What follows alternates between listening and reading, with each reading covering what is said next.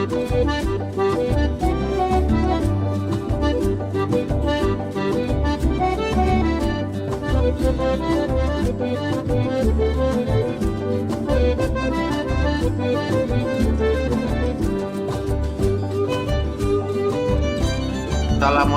warahmatullahi wabarakatuh. Waalaikumsalam. Selamat pagi kawan-kawan Medan. Kita seperti yang kukatakan minggu lalu, banyak kali cerita dari Medan nih, ya, yang bisa dibincangkan, bisa didiskusikan, bisa diobrolin gitu ya. Jadi tidak perlu semacam diskusi yang hangat. Ini adalah kota sejuta cerita. Tak ada cerita pun bisa kita ciptakan cerita. Hah? Termasuk apa bohong tak bohong itu urusan belakangan. Yang penting berkecakap. Itu Medani kan kombur ya istilahnya Bang Halis ya. Kombur. Nah jadi pekan-pekan lalu Medan punya cerita ini asik menyorot Medan saja. Nah celakanya itu sudah memang bawaan ya. Kalau kita bertutur, kalau kita bercerita, itu 70% itu negatif. Kita bicara tentang Medan negatif, lama-lama malu juga aku. Awak lahir Medan. Tapi awak asik mengatakan Medan tuh tak bagus, tak bagus. Memang tak ada lagi sisi bagus Medan tuh. Banyak Bang Halis, Bang. Banyak kali sisi Medan yang bagus. Banyak. Cuma kadang-kadang orang bilang, yang bagus sering tak tampak. Yang jelek, walaupun kecil, jadi besar di mata kita. Jadi, kuajalah kawan-kawan ini, Mira, untuk bicara tentang keindahan Medan. Ya, keistimewaan Medan. Apa-apa yang bagus dari Medan. Minggu lalu kami bicara dengan Profesor Budi Agustono, bicara soal budaya. Kami juga merasakan dari profesor itu bahwa ada semacam menyayangkan kenapa budaya kita tidak hidup di Medan itu. Nah dari situ timbullah kami punya pandangan bahwa sebetulnya bukan tidak hidup, tidak terlihat oleh orang. Kalau kita tahu kan kita adanya budaya Melayu dalam bentuk tari-tarian, dalam bentuk nyanyian, ada. Masih hidup, ronggeng Melayu juga masih hidup di Jakarta ini. Kemudian ada juga yang dulu kalau kita kenal dengan nama Serindo, Opera Batak. Itu juga hidup. Cuman kita tidak tahu. Kenapa? Karena tidak diberitakan ke media. Dalam konteks itulah kemudian kita mengundang Hajah Tengku Mira Sinar, MA, yang mungkin kalau bertutur tentang dia lebih baguslah Bang Halis yang bertutur sebagai tutur ayah daripada Mira. Silakan Bang Halis. Ya, kalau bicara tentang keindahan ya pagi hari ini memang sengaja saya tampilkan seseorang yang figurnya yang sangat indah. Ya, baik dari wajah maupun dari tutur kata, nanti bahasa-bahasa yang indah akan kita terima nanti dari Tengku Mira ini. Ya, Kumira, selamat pagi Kumira. Selamat pagi ya. Ya, Tengku Mira ini perlu saya perkenalkan bahwasanya beliau mempunyai gelar ya, Tengku Putri Bungsu Serdang. Apa sebab beliau mendapat gelar tersebut? Karena beliau adalah putri bungsu dari Sultan Serdang yang ke-7 bernama Sultan Tengku Lukman Baharsyah SH. Itu kalau tak salah saya dari bahasa yang karena saya kadang-kadang memanggil abang saya pun tak panjang-panjang kan begitu. Jadi tuturan saya. Maka pada hari ini Tengku Mira memanggil saya karena tuturan grade-nya itu saya adalah di golongan paman, dia mau tak mau memanggil ayah. Itulah bahasa orang Melayu yang selalu memanggil atau menutur yang lebih tua itu dengan tuturan ayah begitu ya. Jadi kalau nanti di antara kami ya ada bahasa-bahasa yang sedikit lain, itulah budaya Melayu yang sedang dipertahankan atau diperjuangkan oleh Tengku Mira ini. Tengku Mira inilah kami anggap sebagai bentengnya sekarang yang ingin mempertahankan tentang budaya-budaya yang budaya lokal, katakan begitu. Kemarin kita bicara dengan Profesor Budi, Kota Medan tidak punya identitas karena banyaknya etnis di sini. Ya, ini perlu kita pertanyakan Tengku Mira juga. Mungkin beliau ada yang manuskrip budaya adat Melayu ya, yang sebagai budaya di Kota Medan ini. Ya, mungkin dia paham apa memang betul bahwasanya budaya Melayu itu sudah tergerus dengan budaya-budaya lain. Sehingga jadi satu budaya yang budaya Melayunya hampir boleh dikatakan relatif hilang. kecuali di seni tarinya atau apapun. Bahwasanya kan kalau kita ingin perkenalkan ayahanda daripada Tengku Mira ini dikenal di Medan itu bernama Tengku Lukman Sinar. Nah, jadi kalau saya sebutkan dengan jabatannya, beliau adalah Sultan Serdang yang ke-7. Mungkin banyak orang yang tahu karena Tengku Lukman Sinar ini adalah penulis buku yang sekarang turun kepada anandanya Tengku Mira ini juga yang menuliskan banyak buku yang tentang kebudayaan. Dikit itulah sekilas yang kita sampaikan, nanti akan kita korek lagi dari Tengku Mira ini. Mari kita dengarkan dari Kumira dulu sebentar tentang budaya Melayu nih. Baik, terima kasih banyak Ayah, abang-abang dan seluruh pendengar ya. Jadi pagi yang cerah ini tentunya hari Sabtu pula ya. Ya, sungguh gembira tentunya diundang ya oleh Ayah dan rekan-rekan yang lainnya untuk bincang-bincang kita. Jadi sudah disuguhkan dengan gambar abang lagi makan sarapan ya, ada yang makan roti jala pagi-pagi, ada makan roti macam orang barat. Ya. Biar biru mata itu, biar biru. Jadi yang benar saya juga yang benar ya, makanya roti jala. Makan roti jala orang Melayu, ada yang makan roti macam orang barat kan gitu. Ya. Inilah dia rupa-rupa dari insan-insan yang ada di Kota Medan ini kan. Ada yang ingin jadi orang barat terus-menerus, ada yang ingin jadi orang Melayu terus-menerus. Nah, mungkin saya di bahagian yang ingin mempertahankan Melayu. Sikap saya kepada Melayu yang tidak mau mempertahankan itu tentu harus melakukannya. Ada kritik lah di situ ya. Karena apa? Karena sudah luntur kekukuhan di dalam jiwanya untuk mempertahankan jati diri, itu saja sih kalau dalam pikiran saya, karena jati diri ini sangat penting ya.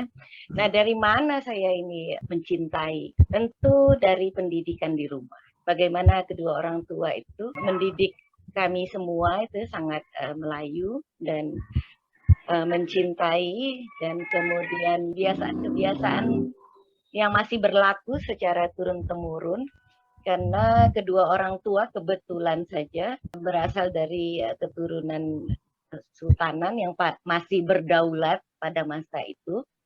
Sebelum kemerdekaan masih tinggal di istana ya.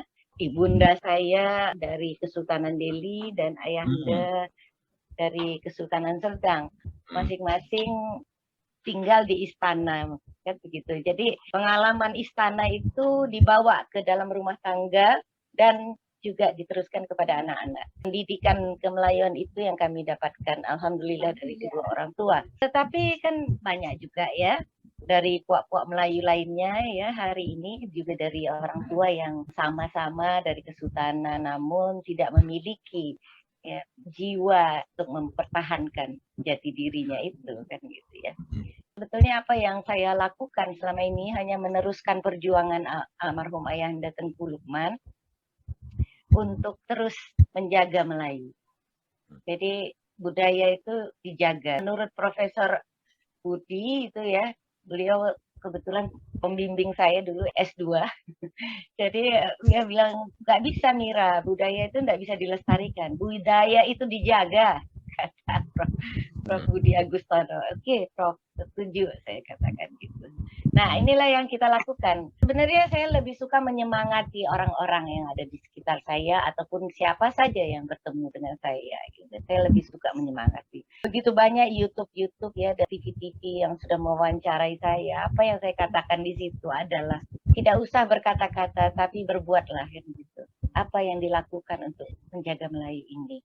Yang pertama mungkin meneruskan apa yang dilakukan ayahanda, yaitu ada sanggar di sini yang sudah dibentuk pada tahun 2000. Jadi itu diteruskan, dan itu tidak hanya etnis Melayu saja, juga beraneka ragam sampai Tionghoa, India, kita pelajari semuanya. Setelah almarhum meninggal, barulah saya berani membuka perpustakaan pribadi yang ternyata itu manuskripnya ribuan lembar. Ya, jadi dulu kami tidak boleh masuk ke perpustakaan pribadi itu. Lalu saya berpikir bagaimana ya ini agar amal ibadah beliau dapat berkelanjutan ya, dan apa koleksi beliau bisa dimanfaatkan orang.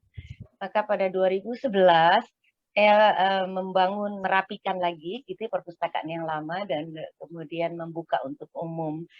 Dan kemudian 2013 itu kita memohon kepada Perpustakaan Nasional di Jakarta untuk menyelamatkan arsip-arsip ini karena sudah banyak yang rusak gitu ya. Dan alhamdulillah selama 3 kali anggaran Perpustakaan Nasional melakukan preservasi pada koleksi-koleksi itu dan sekarang sudah terselamatkan dan dapat dimanfaatkan untuk umum. Lokasinya di mana itu, Engku Mira? Lokasi di Rumah Induk di Jalan Abdullah Lubis nomor 4247. Daerah sama Masjid Al-Jihad. Masjid Al-Jihad, Rumah Makan Mahmud. Ya, langganan saya. Kumira, manuskrip apa saja yang tersimpan di sana? Ini maaf saya bertutur dengan ayah ini, kok kami terbiasa di dalam rumah ini juga kepada orang tua itu Pate dan ko itu bila dipanggil misalnya Mira gitu. Ko. Gitu. Terus kalau bicara iya Pate seperti kepada ayah Khalis ya Pate akan ceritakan ayah apa-apa saja manuskrip. Jadi itu adalah koleksi yang terselamatkan pada masa Kesultanan. Ya ayahanda dulu almarhum karena istana itu dibakar kan tahun 1947 ya kalau Serdang. Istana kayu itu kalau nggak salah ya. Iya betul. Jadi Sultanan Serdang kan adanya terakhir di Perbaungan ya. Ya Perbaungan. Karena itu di Kota Galuh dan dibakarnya bukan pada masa revolusi sosial, jadi jangan salah, tapi pada masa agresi Belanda tahun 47 bulan Juli. Jadi hanya Serdang yang tidak terdampak oleh revolusi sosial. Dan ini selalu dikaburkan oleh ahli sejarah sendiri gitu, tidak mau menggali dengan sebenarnya. Ini ya kesulitan kita mengeneralkan bahwa Sumatera Timur itu revolusi sosial di semua kesultanan, padahal tidak. Dan barangkali Kumira, Serdang itu tak pernah ditaklukkan ya, tak pernah dijajah oleh Belanda ya. Ya, karena itu ada pembangkangan dari Sultan Sulaiman kakek Pate beliau memang sangat membangkang ya, di antara semua Sultan Melayu Sumatera Timur. Beliau lah yang pembangkang anti Belanda sekaligus Sultan termiskin di Sumatera Timur karena uangnya hanya untuk membangun aja, bangun sekolah, pokoknya semua untuk kemasyarakatan lah gitu. Boleh saya potong ya, saya selama ini kalau gitu salah. Saya adalah yang pernah menulis buku biografi Tengku Nurdin. Nah, saat itu Tengku Nurdin sedang sakit-sakitan juga, sudah usur ya. Mungkin aku yang salah dengar atau mungkin Nurdin yang mungkin salah bercerita. Itu waktu Istana Kayu itu dibakar. Nah, dalam pikirannya aku itu terasosiasi bahwa itu adalah revolusi sosial yang kira-kira sama dengan penyerbuan terhadap Langkat. Ya, sampai yang terbunuhnya Amir Hamzah itu kan. Jadi ini rupanya bukannya pada agresi kedua tahun 47 ternyata ya. Ya, bulan Juli tanggal 29 tahun 1947 karena itu kan adalah perintah daripada Jenderal Sudirman ya untuk membumi hanguskan wilayah yang dilewati oleh Belanda itu saja. Betul. Alasannya. Jadi berarti yang harus disalahkan Jenderal Sudirman, kenapa dia jadi pahlawan kan gitu. Tentu itu canda, karena bagaimanapun memang ada praktek bumi hangus. Ya, supaya tidak dimanfaatkan oleh musuh yang menaklukkan, kan biasa begitu. Karena kalau nggak salah Barudin mungkin ingat ya, Barudin, kata orang kalau kita menyerang ke daerah, itu 24 jam itu masih tidak bertuan, itu bebas melakukan apa aja Bang. Maka itu sering terjadi kata juga hal-hal yang tidak bermoral, misalnya ada pemerkosaan dan segala macam. Apakah itu juga terjadi karena pemahaman ya dari masyarakat bahwa kalau yang namanya Sultan, Ningrat dan lain sebagainya itu pada zaman penjajahan Belanda lebih banyak mendukung Belandanya. Jadi pada saat kemerdekaan muncullah hal-hal yang karena saya tahu ya mungkin agak loncat sedikit di Aceh juga seperti itu. Namanya perang Cumbu itu kan ulu balang itu kan dihajar juga sama masyarakat. Apakah di Melayu seperti itu yang membumi hangus itu ada nggak? Berarti revolusi sosial yang kau maksud nih? Ya betul. Ada nggak hubungan itu? Maka tadi kan dikoreksi gitu kan, bukan revolusi sosial, tapi apa Tengku Mira? Baik, jadi begini, yang dikenal kaya raya itu kan untuk Sumatera Timur ya, Kesultanan Langkat dan Delhi kan itu ya. Nah, jadi dua kesultanan ini baik perilaku sultannya pada masanya itu kan terkenal sangat mewah gitu ya. Tapi dalam tulisan-tulisan sejarah selalu digeneralkan gitu bahwa kesultanan lain juga sama seperti mereka gitu berfoya-foya. Padahal kan tidak. Gitu, kan? Nah, siapa yang mengatakan tidak ini? Kalau tidak orang yang berada di dalamnya kan gitu ya, yang di lingkup istana ya, bagaimana sultan itu, bagaimana juga masyarakat di sana kepada sultannya kan sangat disayang. Kalau misalnya saya hanya bisa memberikan contoh itu adalah Serdang gitu karena memang istimewa sekali gitu sultannya ini gitu ya. Dari catatan-catatan Belanda juga mengatakan bahwa sangat sulit berhadapan dengan Sultan Serdang gitu ya. Dia hanya memikirkan rakyatnya dan tidak mau bekerja sama dengan kita. Bahkan kontrolernya yang duduk di wilayah Serdang paling sering kena pecat gitu kan. Jadi ini jadi catatan laporan Belanda itu aja tentang Sultan Serdang. Nah, jadi gini, dalam masa revolusi sosial itu kenapa tidak berdampak kepada Serdang? Karena justru masyarakatnya, kaulanya inilah yang menjaga. Gitu. Dan juga Sultan Sulaiman ini kan dia dengan para masa pergerakan dulu gitu sangat kompak gitu ya. Husni Tamrin aja datang ke istana. Terus kemudian dokter kerajaan aja Budi Utomo. Jadi dengan orang-orang pergerakan ini sangat dekat gitu. Jadi nasionalis Sultan Sulaiman ini sudah terkesan sejak tahun 1900 ya, ketika politik etis itu dilaksanakan oleh Belanda gitu. Nah, sehingga ketika itu Tan Malaka yang berada di Tanjung Merawa ya sebagai guru juga melihat itu gitu ya. Melihat kesan sosok Sultan Serdang. Nah, tetapi kan sangat berbeda dengan Sultan Langkat dan Delhi itu tadi gitu ya. Nah, sebenarnya kalau Sultan Asahan sama dia dengan Sultan Serdang sifatnya, Balelo juga gitu ya, sama Belanda juga. Tapi kan menurunlah itu ke Bang Halis.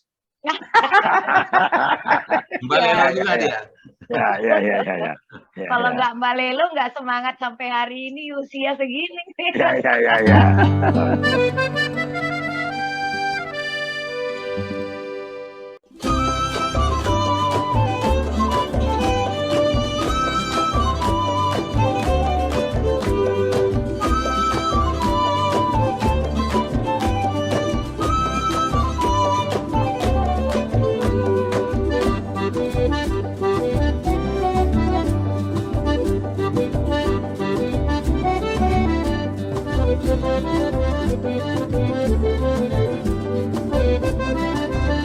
Thank you.